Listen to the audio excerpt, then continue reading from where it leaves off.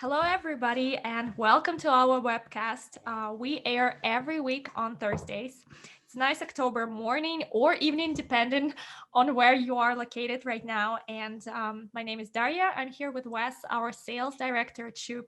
And today, our guest is Ben Turner, the CEO of Cindertrack. Hi, Ben. Hey, how you doing? I'm doing good. How are you? Doing really good. Wes? Swell, Daria. I'm doing swell. That's lovely. Ben runs an online multi-vendor audio track marketplace. Ben, would you like to tell us about this? Yeah, so Cindertrack is it's to kind of make it more simple. It's basically, if you think of it as a music store first, essentially the artists are the vendors and buyers are producers. And so it's not necessarily a typical music store where you're buying the stereo mix that you'd upload to Spotify or Apple Music. Instead, the artists are selling the individual multi-tracks. And so what I mean by that is when a band goes into a recording studio, they have multiple microphones on multiple sources, and those are all recorded as individual audio files, right? So usually there's somewhere in the range of 60 to 100 tracks that are then all blended together in a process called mixing. And then that mixing is where you get just the stereo left-right file that you can upload to whatever service. So the real big why would anybody want to buy this is basically the music industry is divided. Well, if you look at a musician, there's basically two types of people. There are artists, which we know about, and then there's the gig economy. And the gig economy are the session musicians, producers, engineers. And the difference is that artists make their money by monetizing what they sell through creating original music, right? Mm-hmm. So, but gig workers don't release original music. These guys are like band members, like drummers, bass players, backing vocalists. They don't release original music. What they do is they work for the artist. So that's how they make their money. Mm-hmm. So the problem that and so right now, especially with COVID, more and more people are working from home. And so a lot of people are thinking, hey, I have a home studio.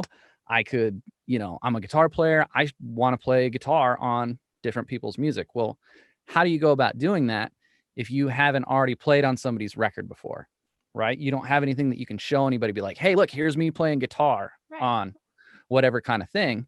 So the problem is that you have to either go out and find people in your hometown.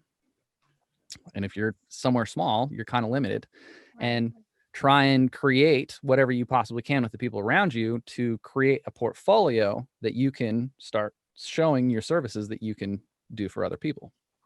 So you have that as an option, or your other option is to just create the whole thing from scratch, which then you become an artist and you don't necessarily really want to work for people. Why don't you just release what you're creating?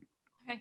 So, and like I was saying before, the big problem that all these guys face is how do you get the job if you've never had the job, right? So that's where Cindertrack comes in.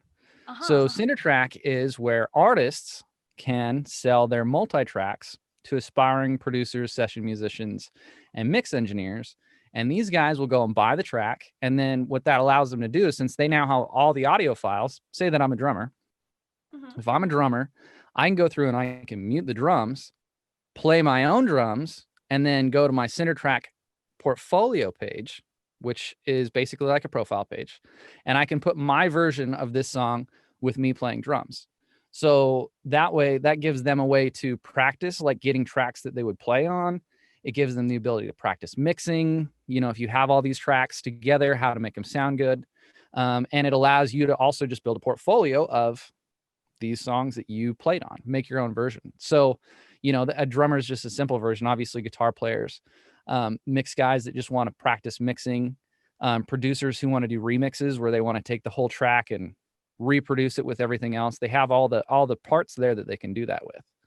So, and for artists, this is a great revenue stream. So one of the biggest problems that we face in the music industry is everybody's fighting Spotify. I don't know if you've heard about this, but streaming, it pays, and it's gotten better. So basically the way streaming works is it's a big collection of the excuse me.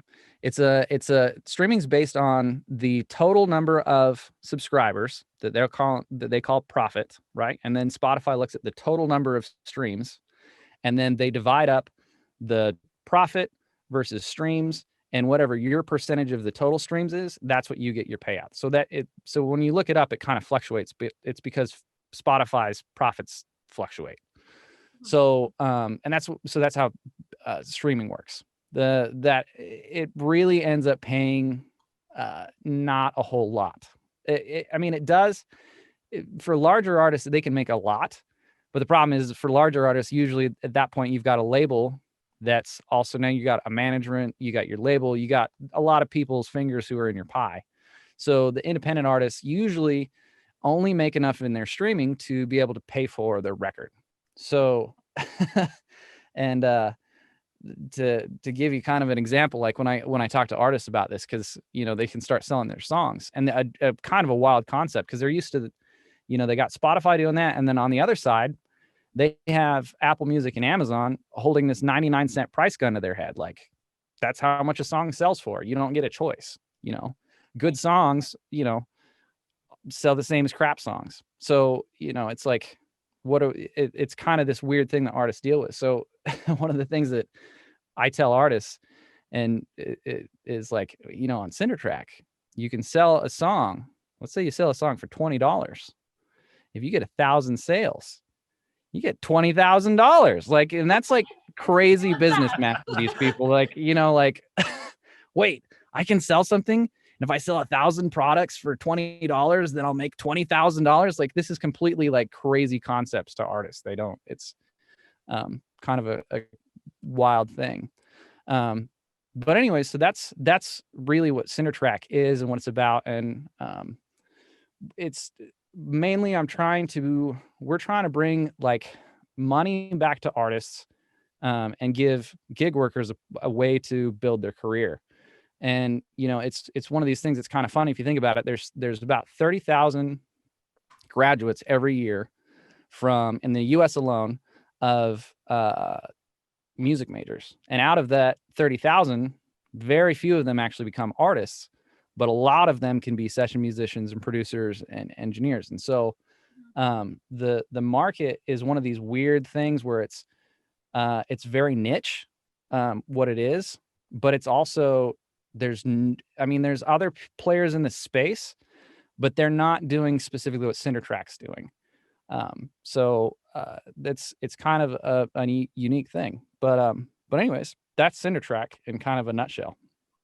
Wow, well, Cindertrack does sound very unique, and I bet for Shuup, Wes, and you can correct me if I'm wrong, I bet for Shuup that was a pretty interesting project to work on.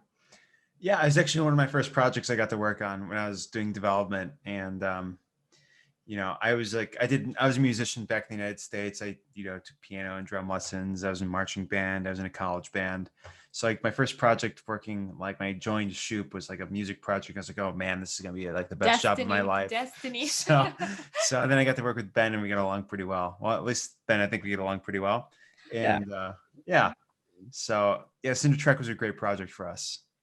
Yeah, but Cindertrack also kind of reinvents the idea of selling music, in my opinion, from how people see it nowadays, because mostly it's about streaming. And people, as you mentioned, they forgot that you can actually buy a track and you can sell tracks. And you sound like a person who's had lots and lots of experience in music business. And would you like to talk to us about how you actually came up with this idea of Cindertrack, and what is Cindertrack's background and backstory? Yeah. So for those of you guys so I live in Nashville, Tennessee, and right now I am a record producer and mixing engineer in particular.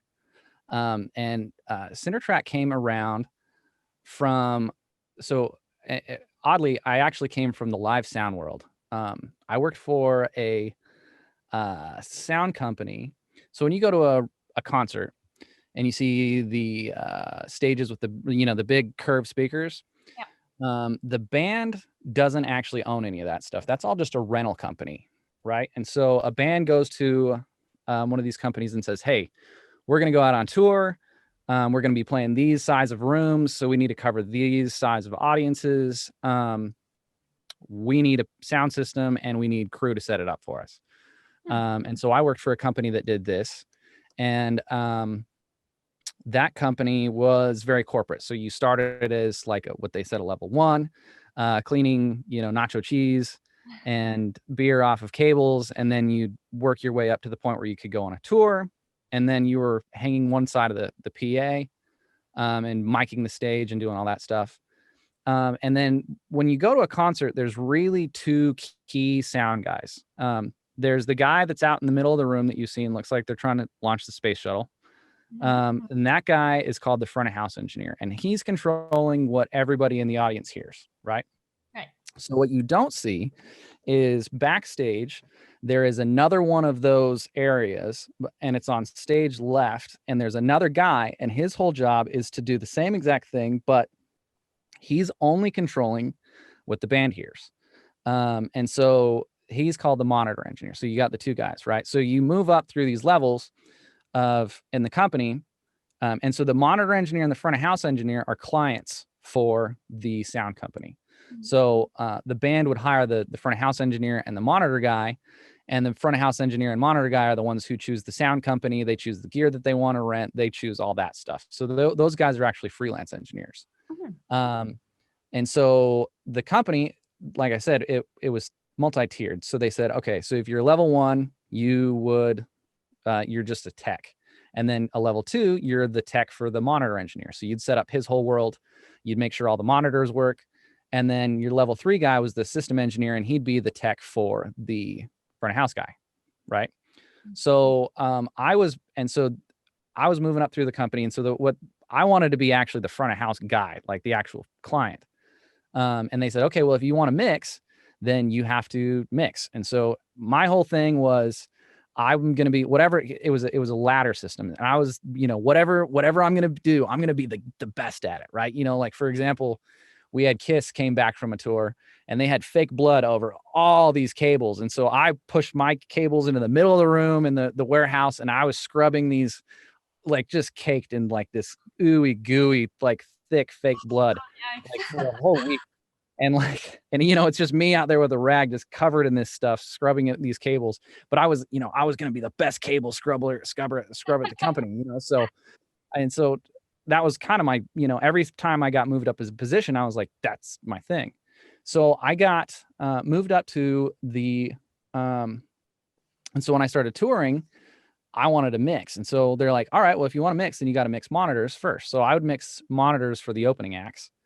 And it got to a point where I was actually starting to get gigs. And so I'd actually go out on tour. So I was out mixing Nick Jonas. I was mixing monitors for Nick Jonas. Some of the other names that I worked for, toured with was Jennifer Lopez, Justin Bieber, Billy Joel, Paul Simon, Nick Jonas, Gavin DeGraw. So anyway, so I was working for Nick Jonas at the time. And so we finished the tour, and I was like, hey, well, how about, so I did monitors, let's move me up to front of house. And so I went to talk to the road guy, and he said, hey, we're never going to give you front of house gig. You're too good at monitors. And so I was like, and I was already starting to get burnt out on the road anyways. And so I was like, well, if I'm going to, if there's no more room for upward mobility, then I'm just going to go freelance. And I really want to work in the studio anyways. Nick's producer was on the road with us, and he was, while we had a day off, and he's like, hey man, why don't you come to Nashville and cut a record with me? And I was like, hell yeah. So came down to Nashville, did it, had such a good time doing it that I was like, yeah, I just need to do this. So I transitioned. So turns out going from being a roadie to where somebody gives you all your gigs to being a freelance mix engineer is not as easy as you would think it would be. Why? Mainly because when you're on the road, somebody just gives you a gig, and once you're established with an artist, and you know, oh, you mixed Nick Jonas, sure, go mix Iggy Azalea or mix somebody else. It's not like a big deal. You can just bounce around. But in the studio world, it's entirely based on the work that you've done in the past. So if you haven't, you know, so like it doesn't matter like what you say you can do. They want to hear it. You know, like what record did you release? What have you done? Right. Well, the problem was I had no records. Right. I was a roadie. Right. And all of these, the labels are hiring established producers and mix engineers. So I had no portfolio, no way to get myself work. And so I came from working for really big artists to suddenly going into the ground level of a totally different, what seemed like would be a very easy transition was basically completely changing industries. Yeah, right. So I went into it with no portfolio. And so the thing was, is the only artists that I could get work with were really terrible artists. And so it was one of these things like really bad local bands, right? And so the thing is there's only so much you can do when the song sucks and the artist sucks to really make something happen of it. So basically building your portfolio had to be like, okay, I'm going to work for this really terrible person. And then, okay, well, we released this really terrible song. Well, now I'm going to see if I can find somebody a little less terrible. Right. And so it's another, you're going up the ladder again, but just these little tiny steps of like a terrible song and a terrible song. And the thing is also you're dealing with these artists that are just like, they don't know what they're doing, and they don't realize that they're trying to run this as a business, and they're not releasing everything that you're doing with them. And so it's like, it's just this giant mess of like, I just want to show that like my skills is what I can do, but here we are like trying to, you know, wait for this guy to figure out how he's going to build his career, and he's, you know, who knows what. So it was this real challenging thing. And so at the same time, so I was running out of cash. So what I would end up doing is I'd end up going on a tour. So then but then that was like completely took me away from, you know, because then people saw me as like, oh, well, you're a monitor guy. It's like, no, I hate doing monitors. I don't want to be this guy, but I get paid a lot of money to do this. So like I'd go do that for like a month or so, you know, and then you're hooked, I bet. Yeah. So like coming off and getting away from that was really, really difficult. And so it took probably about 5 years of doing that, where I mostly was touring and then transitioned to mostly doing studio stuff. And so that, you know, got to a point where maybe like about a year and a half ago, I was like, you know what, well, about I guess it was really about 3 years ago now, is when I really decided, you know, hey, I want to do Cindertrack. Because at the time I was to try and get my career going. I was out there I was on the internet trying to find a place that I could buy tracks that were better than the artists that I was working with. And there was a bunch of like just shady places and just just totally ghetto stuff. And there was a website that was really cool that did some other stuff that was great. But they ended up getting that was similar to what Cindertrack is. They just had another feature which we're going to add later, which is they would do mix competitions. So you buy the tracks, make your own version, and whoever had the best version would get prizes and awards and oh wow, that sounds so cool. And so yeah, it was really cool. And then this company got acquired for $2 million by another company that's in the same space, not really a direct competitor for Cindertrack, but in the same space. And they acquired them for $2 million, and they did it just to shut them down. That was pure, like they bought them. It wasn't that they were going to keep running it or anything. They bought them, and then they like Cindertrack. I mean, Indaba Music is now a part of Splice, and that's it. And they're gone. So anyway, that's, you know, a part of Cindertrack. At the same time, I was like, well, this space is open. There's nobody in this market like that's doing this kind of stuff. And the company that was previously in here just got acquired. So that sounds like, you know, there's plenty of other people that are in the same, you know, kind of spot like me that like, hey, this is actually like a really good way to, you know, this could be a real thing, you know. So this is when I got the idea for Cindertrack. And so so I went around and started getting quotes from developers. And everybody that I was getting quotes from, probably went to about 8 people, was around $250,000, all of them. Oh, And which is, for me, I don't have any funding. I don't have any venture backing. I'm just bootstrapping the whole thing. you're And self-funded. yeah, and the thing is like, I knew that I was gonna have to come up with. I knew it wasn't gonna be cheap, but I knew that but $250,000 was like, well, that I can just buy a house.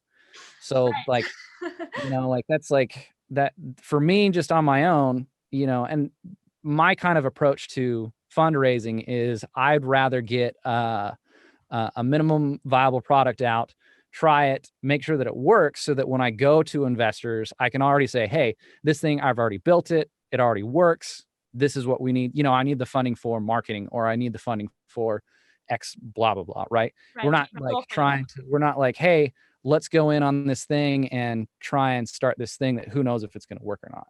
So, anyways, that really, the $250,000 kind of took the wind out of my sails a little bit. And so I was like, okay, well, what I'll do instead is I'll start, because one of the things I was always frustrated with was people suck at writing songs. So I was like, well, I'll start a songwriting program, create a course, and sell courses. And so I got turned on to this platform called Kartra, which is like a similar thing to Kajabi for any of the people that are watching this and know that kind of stuff. It's just allows you to be a one of these gurus of something. And so I was like, yeah, I'll be a songwriting guru, I guess. And it was, I wasn't super great at it, and it wasn't something I was super passionate about.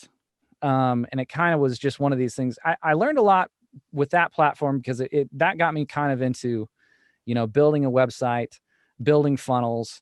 It had a lot of that kind of stuff built into it. And so it kind of got my head wrapped around how to do that, and building the social media thing and all that kind of stuff. What were you saying? You learned a lot there. Yeah. So it was more of like a learning experience. And so I didn't make a whole lot of money off of it. It was, because it's a business. And this was like me kind of thinking to myself, oh yeah, well, we'll just start this thing and it'll make me money. And it's like, well, no, you got to put in a lot of work, and it's not going to be as easy as you think it's going to be. So it wasn't really making me a lot of money. And so at the same time, I was, my whole main thing though was, I want to start Cindertrack. I want to make this thing a thing.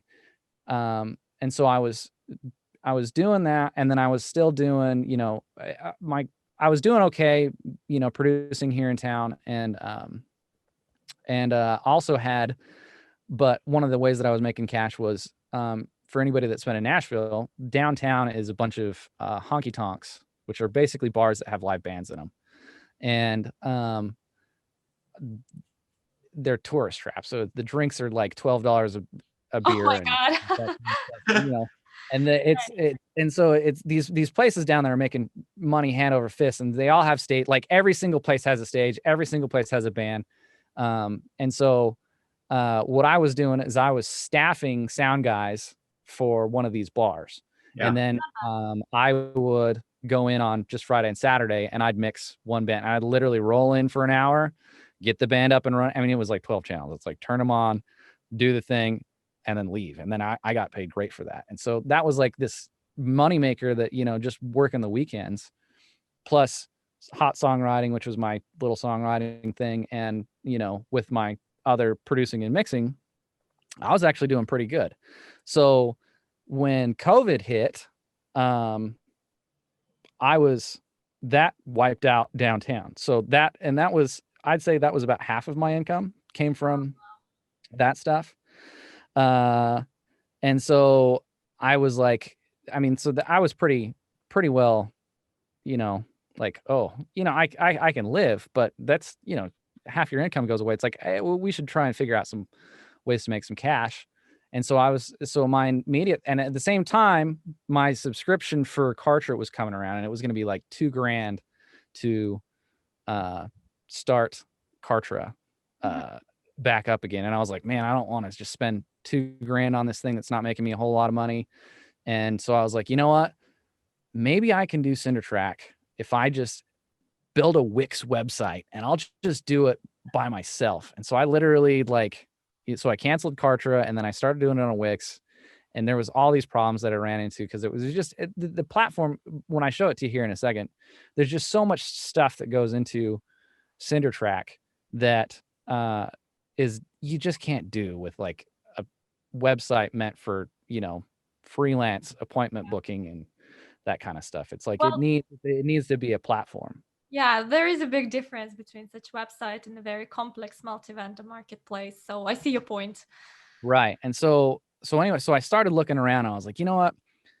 I mean, I'd looked when I was looking before, I was, trying to find actual development companies that were like, that would just do raw code, that no like platforms or anything that were like multi-vendor platforms like Shuup is. And I think, that was a huge part of why those platforms cost so much, is because if you're going to hire somebody to develop the entire, code for these, a multi-vendor marketplace, that's a tremendous undertaking. And so, but I was like, there's got to be something out there. So I looked around and I found a couple things. And they just, a lot of what I found was, it just, the really tricky thing that I found with it was that I couldn't find something that looked like it looked good and it functioned well. And also, was the key things that I found that I really liked about Shuup was that it looked good, first of all. And then, because I'm in the music biz and people really care about how things look in the music biz. Like if you don't look like a platform, like artists and producers and people, they care so much about the way things look. Like if you don't look like a real thing, then they don't trust you. You're out. Right. And so that was the big thing. And then the other thing is I didn't want to do web design. I knew after working with Wix and also making my personal website and making, the thing on Kartra and all this stuff, I really hate making websites. I like being able to put content in them. I want a framework that works. It just, I can just go in and say, hey, this section needs to be this needs to be this. I want to change the title of this. I want to change, but I don't want to have to like create a menu bar and then create and say it goes here and then go in, and I don't like doing like, that's excessive. Like I need a framework of something that works and already has everything built in. And the Shuup thing, it looks great. It's exactly that. You log into the back end and it's customizable. I mean, we can get into more about that because you guys do a lot. That I think mostly what we did was we pulled stuff out and then added stuff. It was like a lot of, because you have a lot of features that I'm not using, and then there's a lot of stuff that I did use. Do you want to maybe at this point show your website a little bit? And Yeah, sure. you wanted to share the back end of it? Yeah, sure. Okay, I will stop sharing my screen so you can start sharing yours. All right, so let's do this. All right, so you guys see it? Yeah. Mm-hmm. All right, great. So this is Cindertrack. This is our homepage. And something that I want to point out a couple things before we get going to like deep into the back end. I want to talk about the front. One of the things that I really like that we were able to do. So each one of these are obviously songs. And we programmed this little player, and this was a kind of obviously, where else are you going to find this? Originally we had the player in here and it was just kind of clunky. And this is like, if you look at all the other platforms, they all have some kind of player that says, if I scroll up and down, that player stays on the bottom. So I can go around the site. If I'm listening to a song, that's a part of the platform that's built into there, which I think is super cool. Anytime we play any of these songs, it's, we did all this. So this was a really cool thing that we were able to do through Shuup that I feel like any other platform was something that I wouldn't have been able to do, just because it's too specific. And it's been nice to be able to work with developers that I can say, hey, here's exactly what I want. and you guys are able to like do something. I mean, this is not like your area of expertise, but you were able to do it. That was one of the things that was really great. So this little player is something that's really cool. And then also we were able to build the portfolio. So right now I'm logged in as Ben Turner. So this is my vendor account. But if I go over here into my portfolio, this was something else that you guys did that was really awesome for me. And this is my portfolio page. So basically it has my studio from Nashville. And, you know, I got a little blob here about me, and it's got this whole little thing where I can upload and add my own songs. And in this case, you know, if it's the original version, it shows these little things. And if this song right here, I mix this song, and then they send it to a terrible mastering engineer and wrecked it. But what's great is now if somebody wants to hear the original, they can go listen to that terrible version, and then they'll know my version's way better, and they'll want to come hire me. So that's a good option. So, you know, which is part of what we want people to do on Cindertrack, you know. And also if you share this page, you know, it shows my company logo, my Turner Mixing House. It doesn't just say Cindertrack, which is cool. So it gives our users a really cool way to show off their work and, you know, like I said, make their own versions, because this is going to be a big thing. Like if you're a drummer and you don't play, you know, you can say, hey, I played the drums on this. And then, so if you want to listen to what it sounded with the original drums versus what I did, or, you know, this is a really cool thing that we were able to implement. And it's just so easy that, you know, if they want to add a song, all of this stuff is just really easy, and for them to, you know, get to, gives them a private link that will, you know, they can share, you know. So what, cindertrack.com, Turner Mixing House. They all have their little like spaces that they can customize. I mean, the vendors. Yeah, exactly. So I mean, this is all stuff that, you know, it's very unique to Cindertrack, but it's really cool that we were able to do that with Shuup. You know, that one of the reasons why I really like working with Shuup is that we're able to do, like, when I come up with ideas that are, you know, you think of like a multi-vendor marketplace like eBay, it's like, you know, you wouldn't expect them to have like obviously a music player built in, or like a portfolio page for whatever, you know. It's like, it's that we get our own kind of, you know, customized kind of thing on here is really cool. And then, like I was saying, like so if we log over here and go into the admin, this is awesome. You know, one of the first things that I really loved about it is that it inverts everything, the colors. So like you feel like you're in the back end. It's like a different thing, but we still got our logo, still kind of got the color scheme. And this is what the vendors see when they're logged in, you know. And so we were able to, when we came in here and I'll show you one of our products. So I actually have this product hidden because it's our fake product. This is what I buy whenever I want to test the program, the platform. But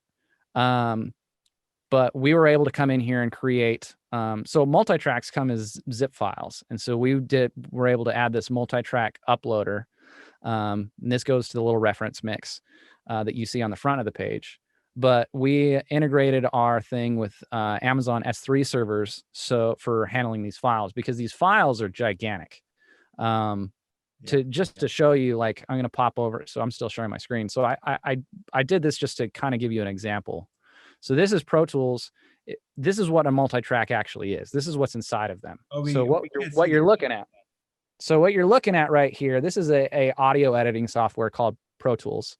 And these are waveforms. This is a timeline. So this is the beginning of the song, and this is the end of the song, right? Hey, Ben, we can't see it. All we can see is Cindertrack. Yeah, you have to switch in Zoom which screen you're sharing. Share. Okay. This happens to me on a daily basis. Yeah, let's do this. Right. Yes. Now we see it. Okay. So this is what a multi-track, this is what people are actually buying. Yeah. Right. And so what I was saying here is, so we're looking at an audio editing software. This is called Pro Tools. So this is a timeline right here. This is the beginning of the song. This is the end of a song. And then these are the individual files. So like if we scroll down to here, and we can solo up just the lead vocal. There'd be no highway. So were you guys able to hear that? Yeah. Okay. So this is like everything in here, but if you want to listen to any individual track, like let's say I don't want lead vocal anymore, I could mute that, and now there's no vocals. So it allows people, like I said, to come in here and cut out whatever they want, you know, remove. But if you notice, each one of these files is the same exact size as a regular music file, like back when people had CDs. So they're full quality. So these are at least 22 megabit per size per file, right? And how many do we have here? We scroll down, we're at what, 39 for this multi-track. So, you know, the size gets really big for the actual file. So these all just get zipped into a file.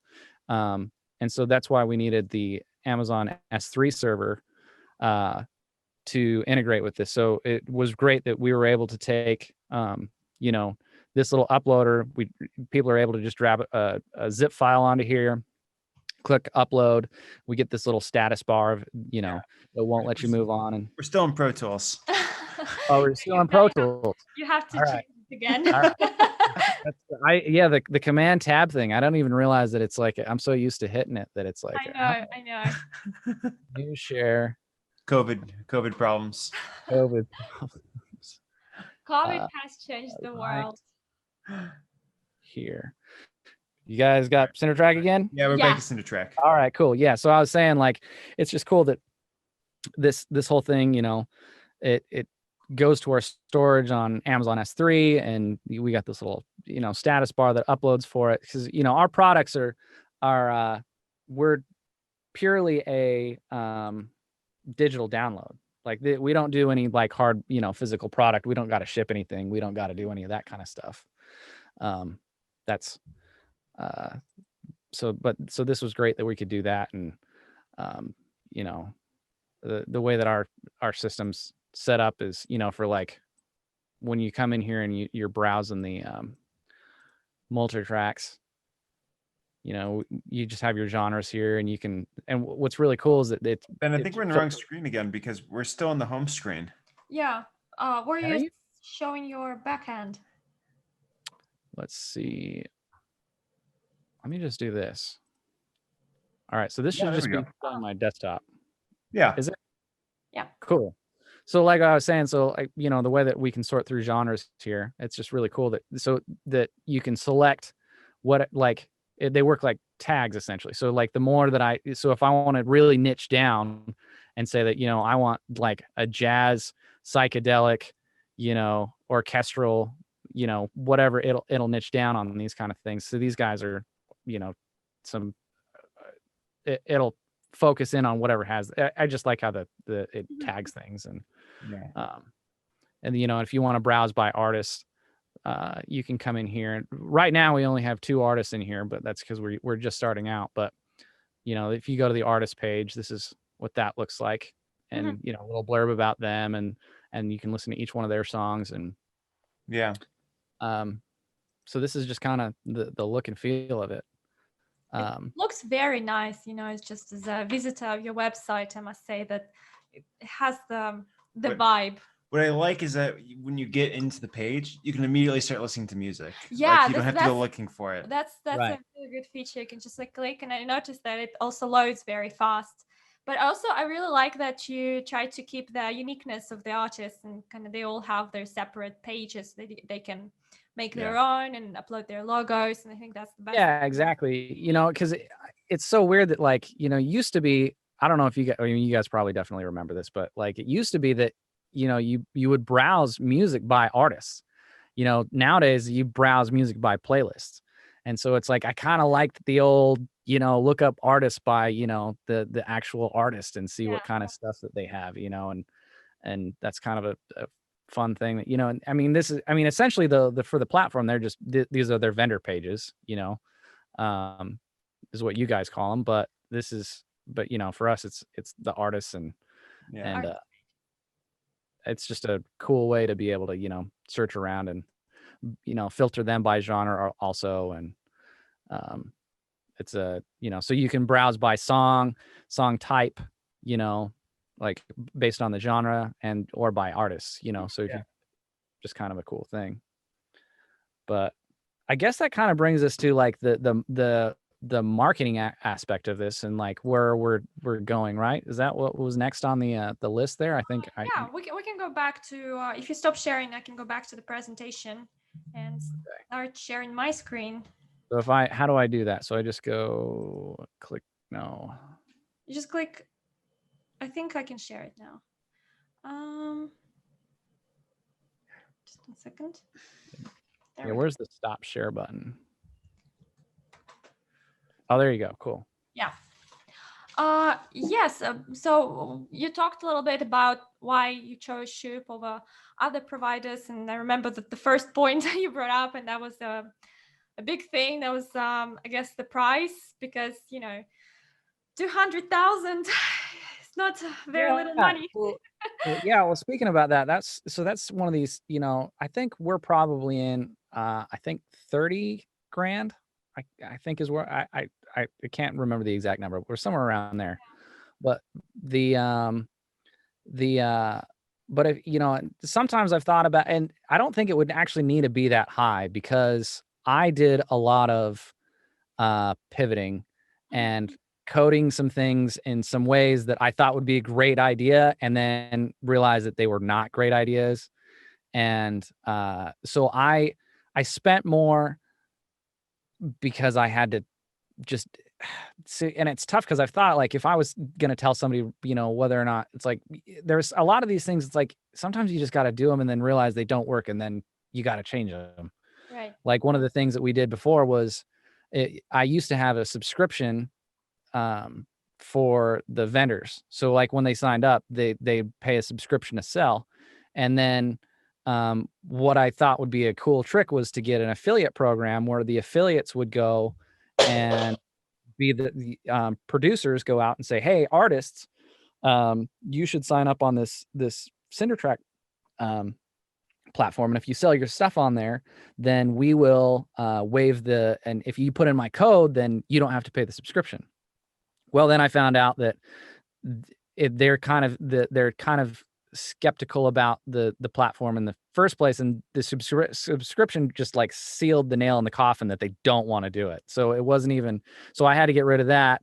And then changing that around, I kept the affiliate, and then but I changed that, and then I changed our pricing structures, and then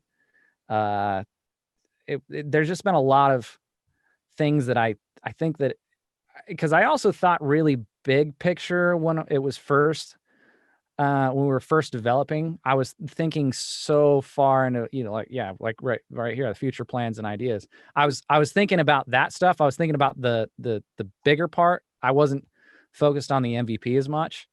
And I feel like if I would have, I realized that I needed to put a lot more attention towards the actual store itself, just to make the base version of it work first, rather than, I feel like we probably spent some time in some areas that didn't need to be addressed right away. Like, if I would have done things a little bit more logically, I could have saved a little bit more money on that.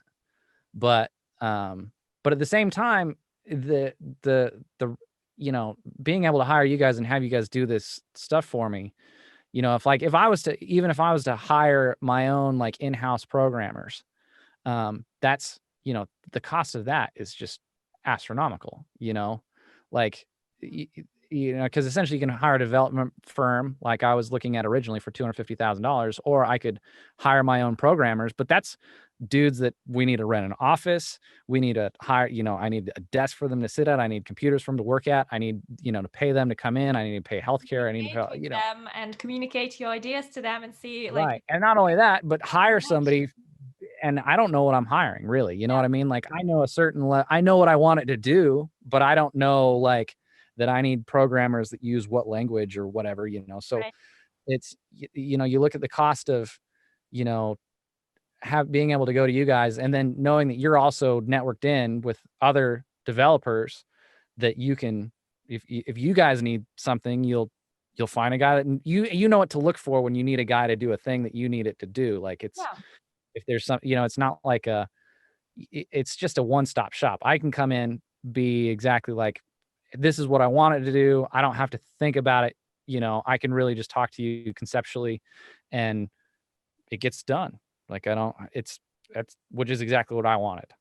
Oh, that's nice to hear. So, do you know what your next steps with Cindertrack will be? Because you mentioned that you had some other development ideas for the platform. You wanted to bring it to some other level, and you wanted some new functionality of it. What was it? Yeah. So right now, so the very first future plan. So just to give you guys, so we've been developing this since March. It's like just the beginning of October now.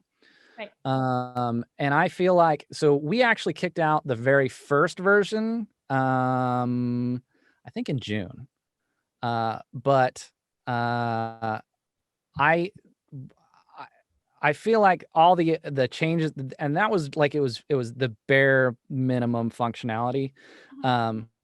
You guys at that point called it the MVP, the minimal viable product, but for me, I felt like it didn't really hit the MVP level until not even a week or two ago, which is when we finished our last round of development. And so I've been kind of hesitant, mainly because, like I said, in the music industry, you need to have it look and be this thing. I mean, because it was like a lot of small stuff that we went through during this over the summer, like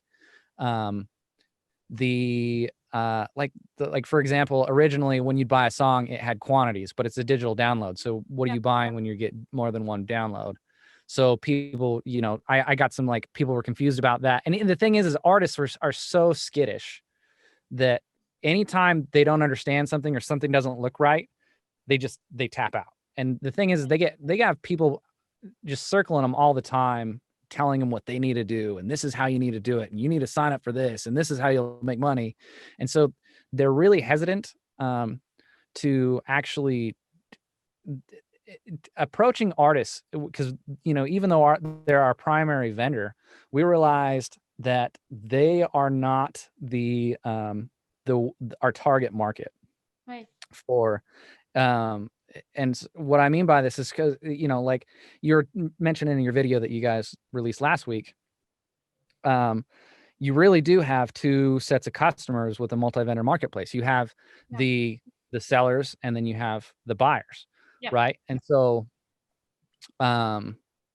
with our demographic, and that makes things like your social media presence and you're a marketing, like, who do you target? What are you trying to, do you get like a certain number of vendors on there and just say, that's good enough, now we just focus on buyers? Or and so we wanted a social media presence that was sustainable, that we could build right now, that is consistent and targeted and will work. And so the way that we decided to do that was we target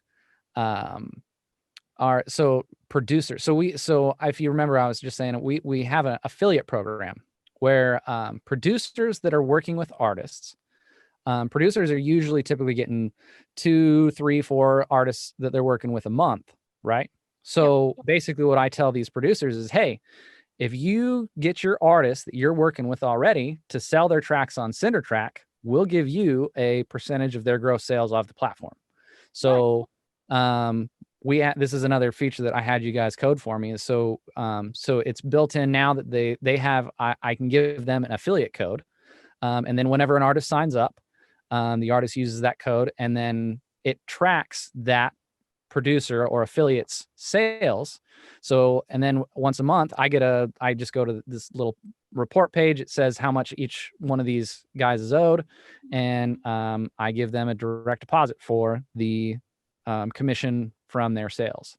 And so these guys are the ones that are established. But when you look at our demographic in total, the primary buyer are actually the same exact guys, just the baby version. So like the kids just getting out of college, or the people that are just starting their careers, those guys eventually are going to, especially if they buy tracks on Cindertrack, they're going to want, when they get established, to have their tracks and the artists that they work for sell on Cindertrack. So we changed our model from advertising to artists or buyers, and now we actually only advertise to affiliates, which is kind of a different approach to it. But the thing is the affiliates are the ones that they stand to make the most money, because the way that I'm paying them is basically, if you get somebody to sign up once, then you get 5% of that artist sales for, I have it so after a year, if they stop doing this, it goes away. But if they consistently just every month get a new artist on there, and they, I mean, even if the artist only gets 100 sales, and their commission's $5 for $20 makes it so they get basically $1 a sale. You get 100 artists. I mean, you get a one artist every month, each one giving you $100.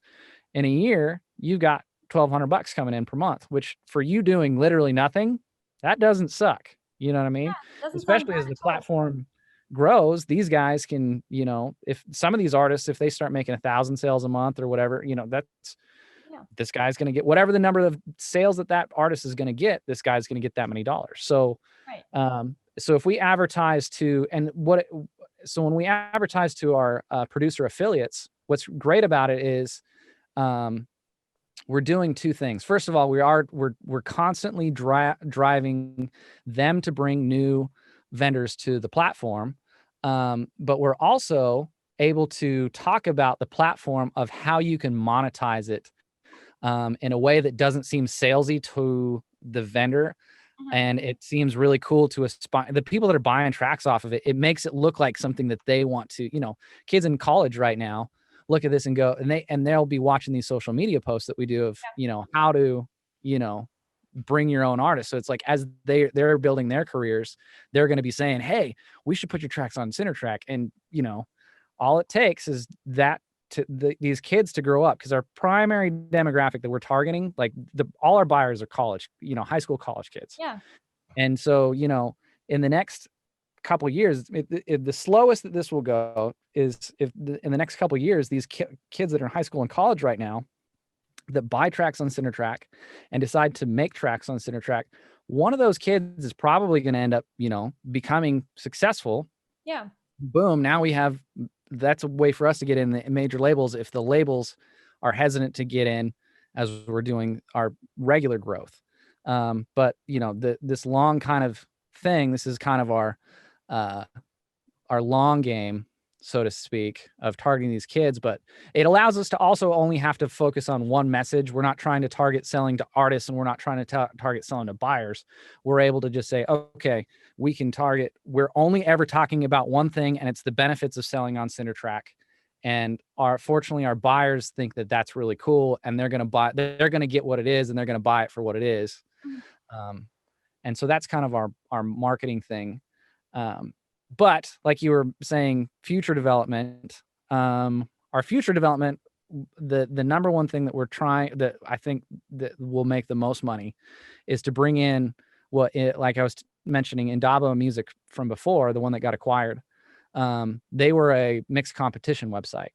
And so basically we do the same exact thing that we're doing, except for the vendors or artists can now host a mixed competition. So, and the competition then, it would encourage a lot more buyers, right? Rather than just having a song for sale on Cindertrack now, if there's a competition to mix it, or produce it, or if they want to do remixes or whatever, then that incites a lot more buyers to buy the song. There's some other platforms that are doing similar things, but what the other platforms do that we don't, that we would do that they don't do, is the other platforms limit they're closed to the vendor, meaning that the platform is the only vendor. I see. Whereas with Cindertrack, anyone can sign up. Like if you wanted to host a mix competition, you would be able to sign up and do it. Yeah. Whereas the other platforms, you can't. If you wanted to host one, you couldn't host one. Whereas ours, the next round of development will be to actually implement that. So you're going to be hosting those mixed competitions on your marketplace. Yeah, and then you start becoming known for that. And the thing is, so to give you some numbers, and this is where I think this will really take off, is when Indaba was doing it, they would get 60,000 people per month to sign up to do one song. So, even if we got, a tenth of that buying the song, that's, great cash for the platform. Because the way that we monetize right now is we take a 20% fee from the vendor per transaction and a 10% fee from the buyer per transaction.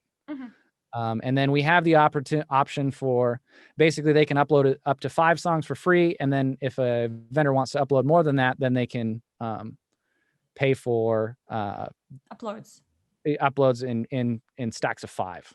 So Right. that's the way that we have the thing. That's how we monetize right now. So, but anyways, that's and that was really cool. Also, that I was able to do that with you guys. That was kind of a custom, coding again. How are we gonna, coding the fees of getting fees from the buyers for separate from the sellers, and coding the subscription.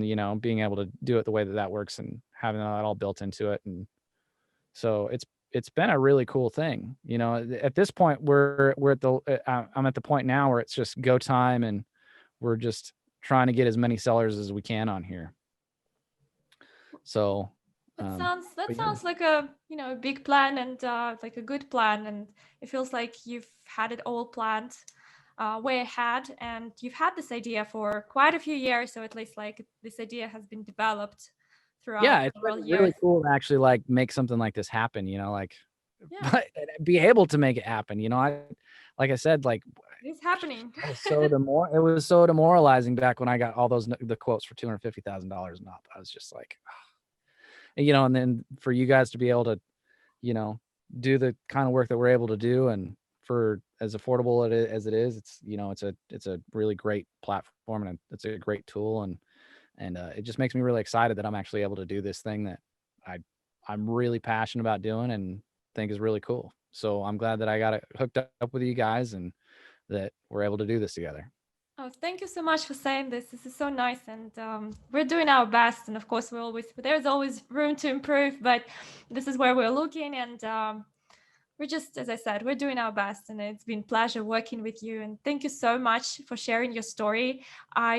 Your business is really unique, and I've learned so much just talking to you today about this, things that I had no idea of. And I believe this is a success, and it will be even a bigger success. So this is what I wish for you. And thank you also for sharing your screen and letting us see your website and also the backend, because that was also very interesting. Because, for example, I'm just a humble host, and I've just seen the backend of the sandbox, which is, it's not that nice looking because it has all the functionality. But in your website, it's all nicely customized and easy to see, and it's right there for you. So just go and use it. That was really cool. It was really cool to see. Great. Do we want to take any questions at this point? Because normally in the end of every webinar, we ask our listeners to ask us some questions. Unfortunately, Wes had to leave because he had a call. But if you have a very technical question, I will definitely pass it on to him, and he will get back to you as soon as he can, or someone from our team who can answer any technical questions. But if anybody has a question for Ben about his business and his experience, and maybe something more that you'd like him to share, please do ask, and we really love questions, as I said before. And now we just have to wait if anybody wants to ask us something. Yes, there is one question that says, very cool, thank you, quite interesting. Thank you so much. It's very nice to hear. We hope you enjoyed the session. As I said, that was our first session with a customer, and I feel like it went pretty good. What do you say, Ben? I think it went great. It's, it's really a cool thing to be able to start talking about this. And I've got a couple of these other things lined up. So this was good for me to be able to, get the experience of talking about the platform in a, you're a good open speaker. live forum. And well, thanks. I appreciate that. No, you need to get your story out there. I feel like you need to, have a separate page in your marketplace, just like my story, a story of Cindertrack. It should be there. It must be there, just for people to get acquainted with it and be like, oh, wow. Yeah. So should we wrap it up? Does anybody else want to ask something? Is there any feedback, comments? Ben, do you want to add something in the end? Maybe like an advice or suggestion for any, musicians out there or future No, marketplace owners or anything? no, I think the only thing that I'd say is that I'm very happy with working with Shuup, and I think that I've got a really great product, and um, that the support's there, and it's great that I can reach out to you guys and get the support that I need, and it's a great tool, and it's all on me to make this happen now, and I have something that I can actually use and sell. So I'm glad that we're here where we are, and it's going to be exciting to really start putting the gas pedal on this thing and making it happen. So We're looking forward to it. So I'd like to thank everybody for watching this webinar. And if you're watching this in recording, you can always email us or write in the comment section on YouTube. If you have any questions, our email is contact@shuup.com. Ben, thank you so much for joining us today. I enjoyed it very much, honestly, and it was so nice meeting you. From what I hear from Wes and the rest of the team, it's been a pleasure working with you. So thank you for that. thank you very much.